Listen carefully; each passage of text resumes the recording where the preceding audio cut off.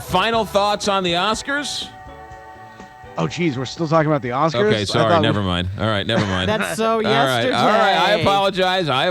I just thought. Well, but that's the final thought, is that I think everybody's done with it at this point. All right, fair enough. Whiskey Tango Foxtrot, please tell me this is a good movie, at least worth my $9 to go stare at Margot Robbie for 2 hours.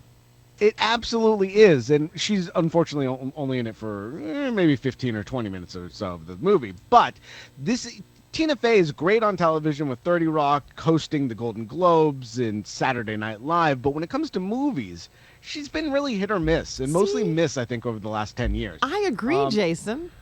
Yeah, not as funny. They don't live up to what we expect from her. They're not usually as smart, Sisters and Admission, Baby Mama, things like that. Movies that have their moments, but not that great. Whiskey Tango Foxtrot is the Tina Fey movie that we want and the Tina Fey movie that we deserve. It's really, really good. She plays a journalist in New York who, during 2003, when the war moves to Iraq, everybody kind of abandons Afghanistan, so they need people in Afghanistan. So she goes expecting to be there for 3 months, ends up being there for 3 years, and it's all about that and, kind of getting out of your life, kind of blowing up the boxes, and then all the debauchery and stuff that goes on when you're covering a war. It's really, really funny. Margot Robbie is a lot of fun as well. Billy Bob Thornton plays a general, and he's great in it too. I give it 4.5 out of 5 stars. This is the best comedy or drama so far of the year. So is it a comedy or a drama?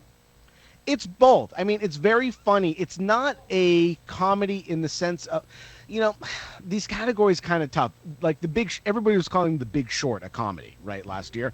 The Big Short is not a comedy. Right. That is definitely a drama. This is more on the funny side. It is definitely very funny. But it's also serious. It's the most serious thing we've ever seen from Tina Fey, and she proves that if she wants to be, she could be Oscar nominee Tina Fey someday.